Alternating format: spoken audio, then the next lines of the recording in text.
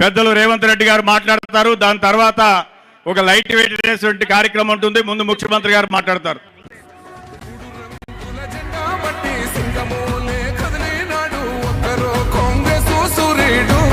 మన రేవంత్ అన్న నిగ్గదీసి అడిగే మునగాడు, వీడు భూమిన వానైతాడు, బీద సాగల ధైర్యం వీడు, దొంగ దొరల వ్రతం పడతాడు. మన రేవంత్ అన్న పేద ఇంటికి పండుగ తెస్తాడు.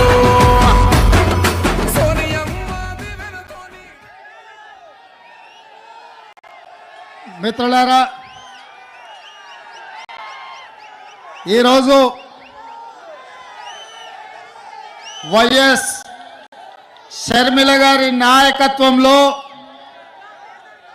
విశాఖపట్నంలో ఏర్పాటు చేసిన న్యాయ సాధన సభ, విశాఖ ఉక్కు ఆంధ్రుల హక్కు అని వేలాదిగా మీరు తరలి వచ్చి రాజశేఖర రెడ్డి గారి అభిమానులుగా మీ ఉక్కు కర్మాగారాన్ని ఆనాడు త్యాగాల పునాదుల మీద సాధించుకున్న మీరు ఇవాళ విశాఖ ఉక్కును కాపాడుకోవాలని ఒక కార్యక్రమాన్ని ఏర్పాటు చేస్తే, ఈ కార్యక్రమంలో పెద్దలు రఘువీరారెడ్డి గారు CWC member, doctor YS Rajasekhara Reddy గారి ఆత్మ, అడుగడుగున ఆయనను వెన్నంటి నిలబడ్డ డాక్టర్ కేవీపీ రామచంద్రరావు గారు, అదేవిధంగా కేంద్ర మంత్రివర్యులు పల్లం రాజు గారు,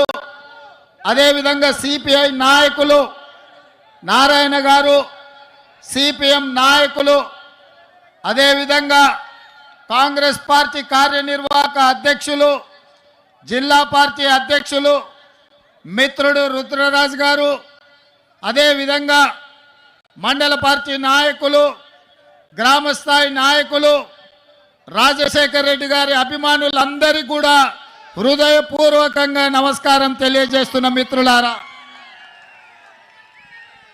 మిత్రులారా, ఈరోజు వైఎస్ షర్మిల గారి నాయకత్వంలో ఈ సభను చూస్తుంటే నాకు విశాఖపట్నంలో ఉన్నట్టు లేదు.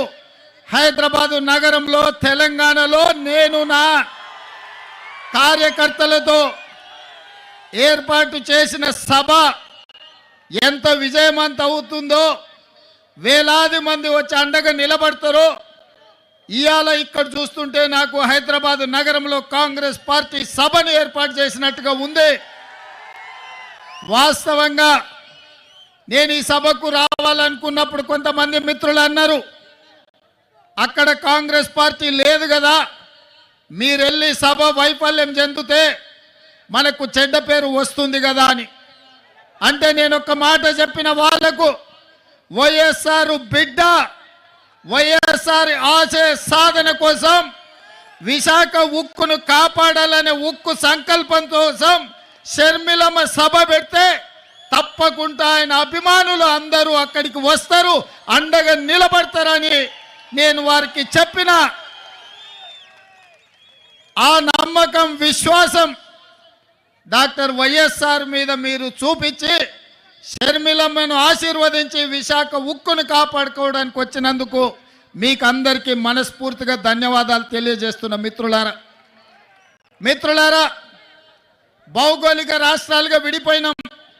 ఇక్కడ ఉన్నప్పుడు మనకు ఆంధ్రప్రదేశ్, తెలంగాణ, కానీ మన హక్కుల కోసం, మన ఆస్తులు కొల్లగొట్టడానికి ఢిల్లీ పెత్తందారులు మన మీద దండయాత్ర చేస్తే మనం తెలుగు వాళ్ళం, మనం అన్నదమ్ములం, ఒకరికి ఒకరం అండగా నిలబడి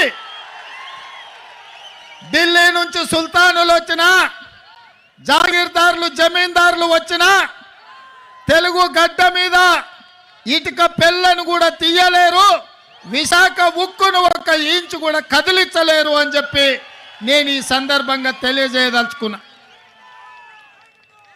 ఆనాడు కురుక్షేత్రం జరిగేటప్పుడు కౌరవులు